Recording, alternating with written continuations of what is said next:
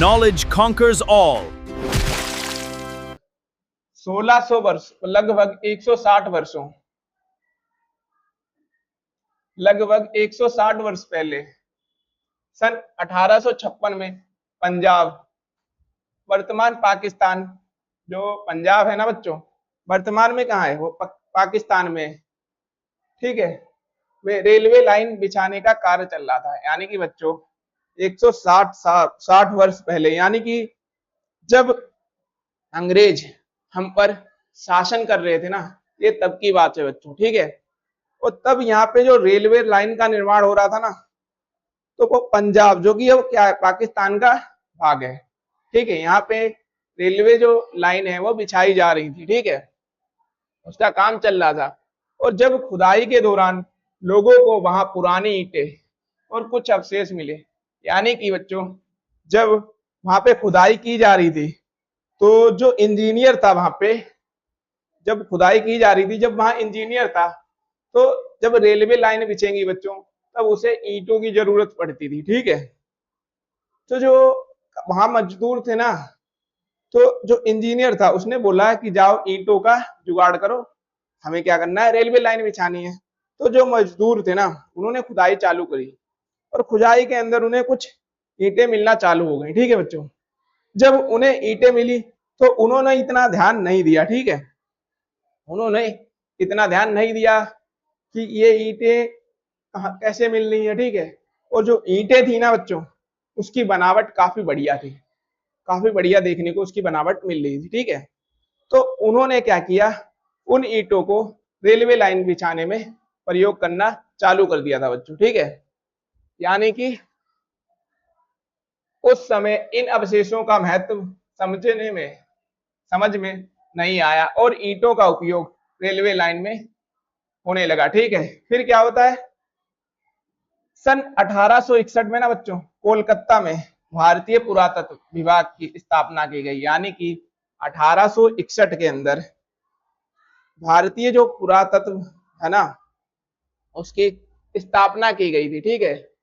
इसके अंदर पुरातत्व विभाग अतीत से संबंधित अवशेषों और जानकारियों का अध्ययन करता है। यानी कि बच्चों जो पुरातत्व विभाग है ना बच्चों, पुरातत्व विभाग वो क्या करता है, वो जो अतीत यानी इतिहास से संबंधित अवशेष, जो भी इतिहास में अवशेष मिलते हैं उनसे संबंधित अध्ययन करता है, उनके से जो जानकारी मिलती है उनका क्या करता है, अध्ययन करता है, ठीक है। और इसके पहले डायरेक्टर कौन थे बच्चों, अलेक्जेंडर कनिंघम थे। ये बच्चों काफी बार क्वेश्चन पूछ लिया जाता है कि जो पुरातत्व, भारतीय पुरातत्व जो विभाग था, उसके पहले डायरेक्टर कौन थे। तो बच्चों उसके पहले जो डायरेक्टर थे ना बच्चों, वो कौन थे, अलेक्जेंडर कनिंघम थे, ठीक है। और इन्हें भारतीय पुरातत्व का जनक भी कहा जाता है। या तो वो क्वेश्चन ऐसे पूछ ले कि भारतीय पुरातत्व का जनक किसे कहा जाता था, तो बच्चों आप लगाओगे क्वेश्चन का आंसर अलेक्जेंडर कनिंघम, ठीक है। इसके बाद हम देखने की कोशिश करेंगे कि जो जॉन मार्शल थे ना, वो 1902 से 1928 तक पुरातत्व विभाग के डायरेक्टर रहे, ठीक है।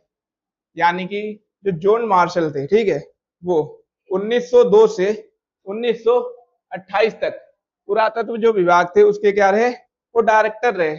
और उनके कार्यकाल में हड़प्पा सभ्यता की खोज और पहचान सामने आई। यानी कि जो जॉन मार्शल थे, इनके कार्यकाल के समय क्या हुआ, जो इनके कार्यकाल के समय ना हड़प्पा सभ्यता की जो खोज हुई और उसको पहचान क्या हुई, सामने आई। मतलब जैसे कि जब ईंटें निकाली जा रही थी ना, जो इंजीनियर था वो पढ़ा लिखा था, काफी भाई पढ़ा लिखा था, तो इसने ईंटों की जब बनावट देखी ना, तो उसे कुछ संदेह हुआ कि शायद यहाँ पे कोई सभ्यता या कोई राज्य वगैरह होगा, ठीक है, अंदर। तो उसने क्या किया, जब अंग्रेजों का शासन था भाई उस समय, जो अंग्रेज थे उसको उसने बताया कि सर ऐसी ऐसी बात है। तो जो अंग्रेज थे भाई ना, वो उनका एक ही मकसद होता था कि अपना लाभ देखना। तो उन्होंने क्या किया, इसको इग्नोर कर दिया था। कि हमें इससे क्या मतलब, हमारा थोड़ी ना इससे कोई प्रॉफिट हो रहा है। रेलवे लाइन तुम निर्माण करो, हम अपना व्यापार करेंगे इसके द्वारा, ये बढ़िया सिस्टम है। ठीक है, तो जो उस समय फिर क्या था, जॉन जो मार्शल थे उन्होंने 1928 से 1902 से 1928 तक ये पुरातत्व विभाग के क्या रहे, डायरेक्टर रहे थे।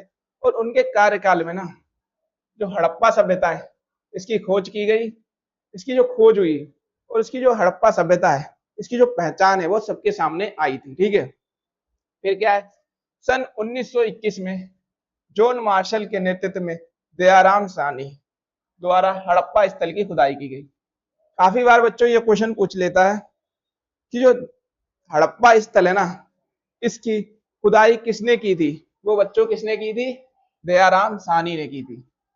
किसने की थी, दयाराम साहनी ने। किसके नेतृत्व में की थी, ये भी क्वेश्चन पूछता है, तो बच्चों वो याद रखना, जॉन मार्शल। और कब की गई थी, 1921 में बच्चों। ठीक है, इसके बाद हम बच्चों देखने की कोशिश करते हैं कि हड़प्पा सभ्यता को इतिहास में अलग अलग नामों से जाना जाता है। यानी कि अभी जब हमने आपको बताया था कि जो हड़प्पा सभ्यता है ना उसको इतिहास में अलग अलग नामों से जाना जाता है। क्यों जाना जाता है इसके बारे में बच्चों हम बात करेंगे। आखिर वो क्या कारण थे जिसकी वजह से हड़प्पा सभ्यता को अलग अलग नामों से जाना जाता है। ठीक है बच्चों, अब इसके अंदर हम ये देखने की कोशिश करेंगे कि इसे किस किस नाम से जाना जाता था। जो हड़प्पा सभ्यता है ना बच्चों, इसको पहला तो हड़प्पा सभ्यता के नाम से ही जाना जाता। क्यों जाना जाता था, यानी कि हड़प्पा सभ्यता के महत्वपूर्ण अवशेष सबसे पहले कहां मिले थे, हड़प्पा नामक स्थान पर प्राप्त हुए, इसलिए इसे हड़प्पा सभ्यता कहा जाता है। यानी कि बच्चों जो हड़प्पा सभ्यता है ना इसके सबसे पहले जो अवशेष थे ना, जो अवशेष थे वो कहां मिले थे, वो बच्चों हड़प्पा नामक स्थान था, वहां पर प्राप्त हुए थे इसके सबसे पहले अवशेष।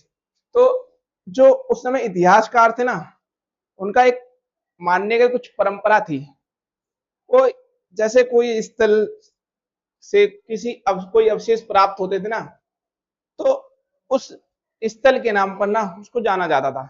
इसलिए बच्चों जो हड़प्पा सभ्यता है ना उसको इसलिए हड़प्पा सभ्यता इसलिए कहा गया था कि जो सबसे पहले अवशेष थे जो थे वो कहाँ मिले थे, हड़प्पा नामक स्थल से प्राप्त हुए थे।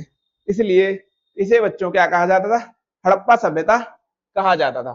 ठीक है, अब इसे सिंधु घाटी सभ्यता क्यों कहा जाता था, मान लो आखिरकार जब हड़प्पा सभ्यता ही से कहा जाने लगा था फिर इसे सिंधु घाटी जो सभ्यता है तो क्यों कहा जाने लगा।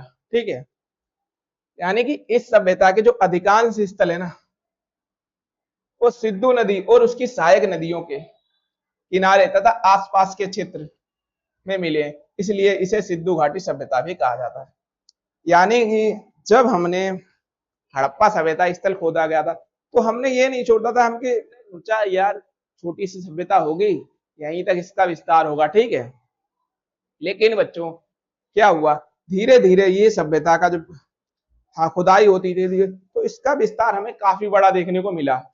ठीक है, और इसका जो सभ्यता है ना इसका जो अधिकांश स्थल है यानी कि अधिकांश इसके क्या है जो स्थल है वो कहां से प्राप्त हुए बच्चों, वो सिंधु नदी और उसकी सहायक नदियों से, सहायक नदियों के किनारे तथा आसपास के क्षेत्रों में मिले, इसलिए इसे सिंधु घाटी सभ्यता भी कहा जाता है बच्चों। ठीक है, अब हम जानेंगे कि इसको कांस्य युगीन सभ्यता क्यों कहा जाता था।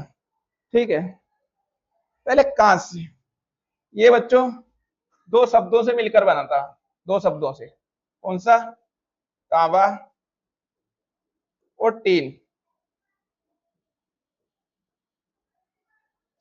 अच्छा, जो कांस्य है ना आपका वो दो शब्दों से मिलकर बना होता है, पहला तांबा और टीन। ठीक है, हम ये देखते हैं कि इस सभ्यता को ना कांस्य युगीन सभ्यता क्यों कहा जाता है। यानी कि इस सभ्यता के लोग तांबे और टीन से मिलाकर कांस्य यानी ब्रोंज ब्रोंज बनाते थे। ठीक है, इसलिए इसे कांस्य युगीन सभ्यता कहा जाता था।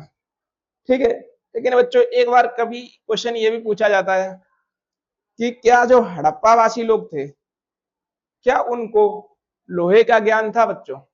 ठीक है, यानी कि जो हड़प्पावासी थे ना बच्चों, इन्हें लोहे का ज्ञान नहीं था बच्चों। ठीक है, इसके बाद हम देखते हैं कि जैसा बच्चों मैंने बताया कि जो हड़प्पा स्थल है, ये देखो सबसे पहला जो अवशेष मिले ना इस सभ्यता के, वो कहां पे मिले? सबसे पहले अवशेष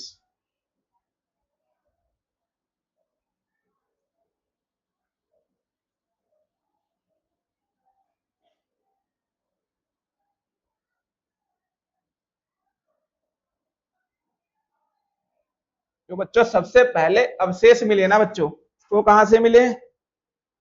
हड़प्पा से मिले, इसलिए इसे हड़प्पा सभ्यता कहा जाता है बच्चों। ठीक है, अब हम देखते हैं कि एक और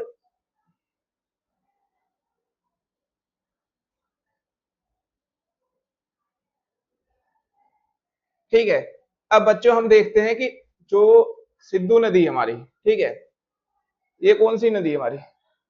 ये बच्चों हमारी है सिंधु नदी। ठीक है, अब जो भी हड़प्पा स्थल पाए गए थे ना, वो इस नदी के, ये जो नदी है बच्चों,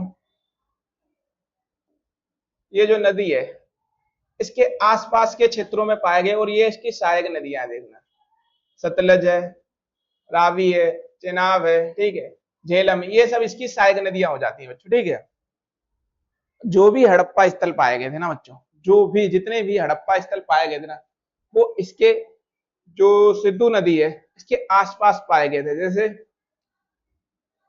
मोहनजोदड़ो, ठीक है, चनहुदरो, अपना कालीबंगा, बनावली, राखीगढ़ी, हड़प्पा, ठीक है, लोथल, धोलावीरा, ठीक है, ये जितने भी स्थल थे ना बच्चों, ये सिंधु नदी के आसपास पाए गए थे, इसलिए इस सभ्यता को सिंधु घाटी सभ्यता भी कहा जाता है बच्चों। ठीक है, इसके बाद हम देखने की कोशिश करेंगे कि